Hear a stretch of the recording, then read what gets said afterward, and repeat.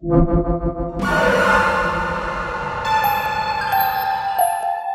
la saison 2013-2014, l'Espace Baudouin présente le travail d'une artiste américaine, Diana Quimby, qui vit en France depuis une vingtaine d'années. Cette expo présente une suite de grands dessins et de lithographies et gravures. Cette exposition a été montée en collaboration avec la Maison d'art contemporain Chailloux de Fresnes, dirigée par Marcel Lubac.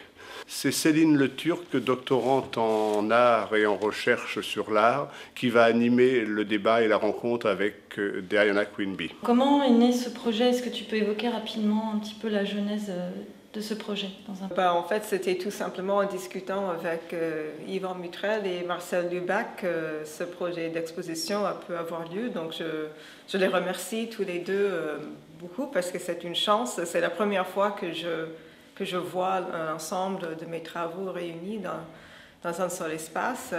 Oui. Et il s'agit de dessins de 2005 jusqu'à aujourd'hui. Et 2005, ça ne correspond pas à un moment charnière dans ton travail, justement, un moment où tu t'es mis à te dessiner, à représenter tes proches, et par l'intermédiaire d'une pratique qui est finalement très simple, puisque avec tes moyens à toi, une feuille, un crayon, et puis ce que tu voyais toi, de ton corps et des autres. Avant 2005, j'étais plutôt dans l'intérieur du corps, donc je dessinais des os. Quand j'étais enceinte de mon deuxième enfant, j'ai commencé, comme j'avais le gros ventre, j'ai commencé à dessiner, à faire des autoportraits.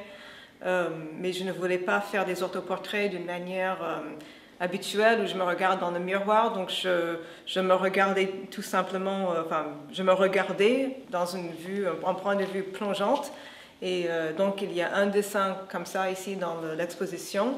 Et donc à partir de ces autoportraits de grossesse, en fait cela a déclenché tout un processus de dessin où je me dessine, mais je dessine aussi d'autres membres de ma famille. Donc ce qu'il faut aussi préciser quand même, c'est que tu es d'origine américaine. Oui, ça s'entend. Et qu'aux États-Unis, il y a aussi la possibilité d'intégrer des cursus artistiques. Tu as vraiment une formation de plasticienne et aussi de technicienne, puisque tu as été formée dans les arts de la gravure. Et alors, même si ici, il y a une série, un ensemble de gravures, un mur plus précisément qui les présente comme ça ensemble, qui les réunit pour nous, pour l'exposition, tu t'es éloignée néanmoins de cet apprentissage premier, à la fois parce qu'en arrivant en France, tu as suivi un cursus théorique en histoire de l'art, puisque tu as un doctorat qui traite de la question de la femme, aussi du féminisme. Quelles seraient les résurgences de ce premier apprentissage, mais également de cet intérêt pour la femme qui est présent dans ton travail? Tout ça est lié. Déjà, il s'agit d'un travail sur le trait, donc en gravure et puis en lithographie, en technique d'impression. Il s'agit de dessiner, un travail sur le trait. Faire le dessin, je dessine chez moi, c'est le crayon sur papier, c'est au plus simple, c'est la technique le plus simple.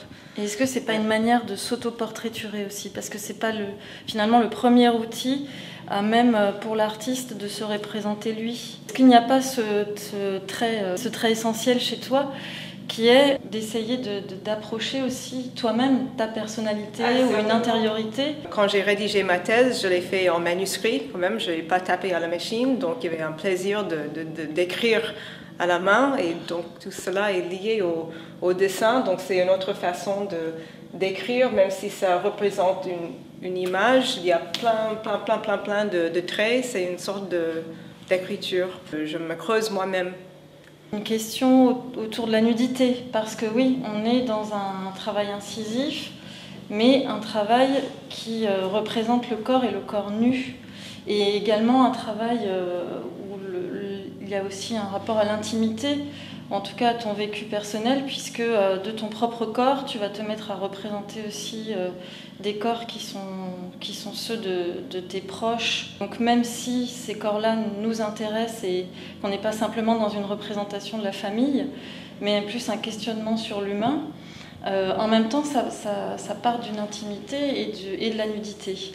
Alors comment tout ça est venu? C'est vraiment un travail intuitif, mais je pense qu'il y avait un besoin de m'exposer. Même si dans les premiers autoportraits, on ne voit pas ma tête, c'est toute une émotion et une expérience du corps qu'il fallait projeter sur la feuille. D'ailleurs, c'est rare qu'on voit ta tête, ton visage. Oui. Il y en a un avec ta fille qui se trouve à l'entrée, où vous êtes vraiment toutes les deux comme un portrait plus traditionnel de famille. D'ailleurs, ce qu'il faut dire aussi, c'est que parfois tu fais l'usage de documents comme des photographies qui peuvent te servir à élaborer un dessin. Et donc, c'est pas simplement un travail d'observation directe. Et il y a aussi un travail de ressouvenir, ou en tout cas d'une reconstruction complète d'une réalité qui n'est pas simplement observée. Puisque sur une photo, en l'occurrence, il y a beaucoup moins de détails, sans doute, que sur un dessin. En tout cas, le résultat est très différent. Ce qu'on peut soulever également, c'est le fait que le dessin, au départ, t'a amené à travailler sans la couleur. Et très récemment, si j'ai bien compris, même cet été, la couleur est revenue, et notamment dans un dessin qui est exposé ici, où on a 2 fois d'ailleurs le corps de l'artiste. Et là, il y a une question aussi intéressante à poser par rapport à ça, qui est le rapport à l'autoportrait, comme on le soulignait tout à l'heure, mais également à la question du dédoublement de l'autre ou de soi-même à travers l'œuvre. Et on a vraiment l'impression que dans ta démarche d'artiste, ce questionnement-là, qui est un questionnement peut-être qui traverse un petit peu toute l'histoire de l'art, et en même temps peut être un questionnement qui s'apparente à des notions peut-être plus psychanalytiques ou philosophiques, et quelque chose d'assez fondamental. J'avais même l'impression que quand tu travailles, ce que tu nous rends sur un dessin, c'est ce présent-là de cette interrogation de toi en train de dessiner, et qu'on est dans un temps qui serait celui du présent de l'atelier, et pas une restitution d'une image par exemple ou d'un souvenir. Moi, donc un corps, et au fur et à mesure que j'avançais dans ce travail, j'ai commencé pour expérimenter, rajouter un autre corps, donc celui de mon mari ou de ma fille. Donc c'est moi en face de l'autre ou moi à côté de l'autre. Je voulais me mettre moi en face de moi-même ou moi à côté de moi-même. Donc c'est vraiment une mise en abîme ou vraiment faire face à soi-même. Je m'interroge, moi, qui je suis. Je fais beaucoup d'autoportraits où je tiens le crayon à la main, et je pense que pour moi, c'était dans un premier temps une façon de vraiment affirmer le fait que j'étais artiste. Parce que cela a toujours été quelque chose de difficile pour moi, même encore aujourd'hui, de dire oui, je suis artiste, parce que je viens d'un milieu où être artiste n'est pas forcément légitime parce qu'on gagne pas sa vie, ou voilà, ça paraît comme quelque chose de léger ou un passe-temps le dimanche. Si j'ai fait un travail universitaire sur les artistes femmes, c'était peut-être aussi pour me légitimer moi. Donc j'étais à la recherche de modèles ou de femmes qui ont persévéré, qui ont fait leur carrière ou leur vie en tant qu'artiste. Et donc moi, en me dessinant nue, en tenant le crayon à la main, c'était une manière assez forte de dire, bah, oui, moi, femme, je suis artiste. Ça continue aujourd'hui dans les portraits où peut-être ça va encore plus loin, où je me mets en face de moi-même, donc deux femmes en train de se dessiner ou de dessiner l'une et l'autre. Cette exploration du corps qui peut parfois devenir presque un corps paysage ou un corps expressif, corps humain, mais dans l'écriture du temps aussi qui passe. Est-ce que tu pourrais nous expliquer comment tu es revenu à l'utilisation d'encre colorée ou à des crayons qui ne soient pas dans le noir, le gris? Il y a déjà 2 lithographies. Donc en lithographie, on dessine sur une pierre ou sur une plaque, mais c'est vraiment du dessin au crayon, et après c'est fixé sur la surface à imprimer, donc ça ressemble plus au dessin en crayon. Et puis il y a d'autres Il y a aussi de la pointe sèche en gravure, et donc ça c'est le trait qui est vraiment incisé dans le métal. Il y a d'autres gravures c'est la technique de l'eau forte, donc le trait est toujours incisé, mais c'est plus doux. Et bon, il y a un dessin au crayon juste pour faire la différence. Donc oui, effectivement, les formats sont obligatoirement plus petits parce que on ne peut pas avoir des plaques de métal ou des pierres lithographiques de 2 mètres sur 3.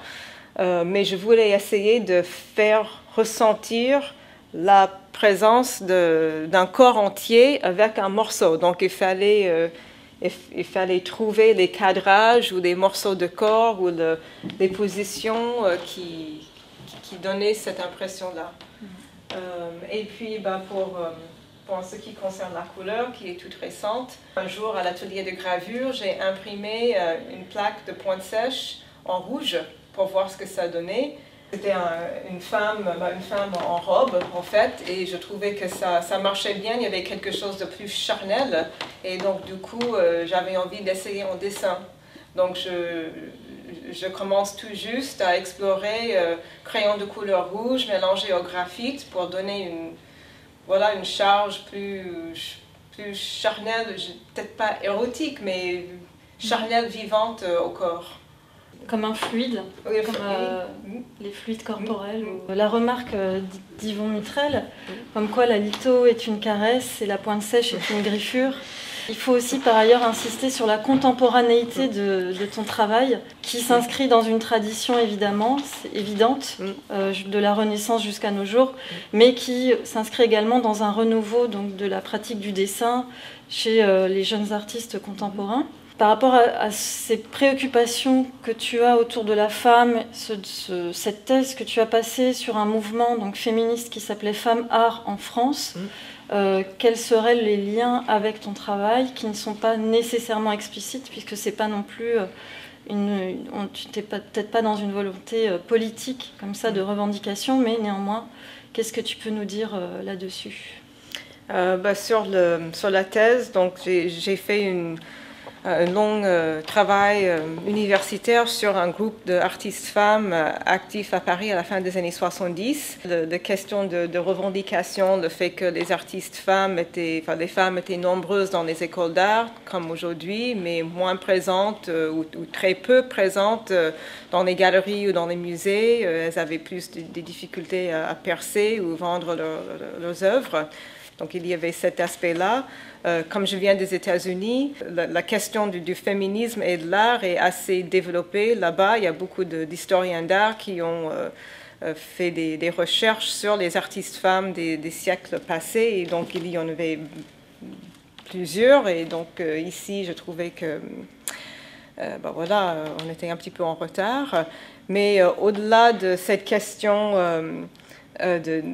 d'égalité des sexes, il y a aussi la question des différences qu'on peut y avoir entre les œuvres d'hommes et de femmes.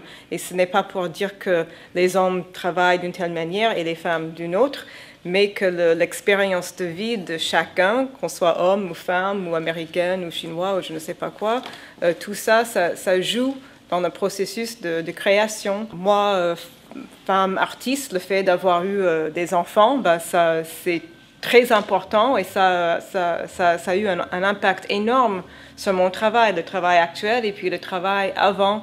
Dans les années 70, par exemple, comme peu de femmes artistes étaient visibles, comme peu de femmes enseignaient dans les écoles, c'était surtout le travail des hommes qui était visible. Les artistes femmes, ou les jeunes femmes n'avaient pas de modèles ou peut-être avaient peur de mettre en scène leurs préoccupations, leurs désirs, ou une image de corps, de leur corps qui venait vraiment d'elles-mêmes, de leur vécu et pas quelque chose de l'extérieur ou un regard d'homme, par exemple. Donc, dans mon travail, c'est vraiment mon vécu, mon expérience de corps en tant que femme. Et ce n'est pas toujours flatteur ou séduisante.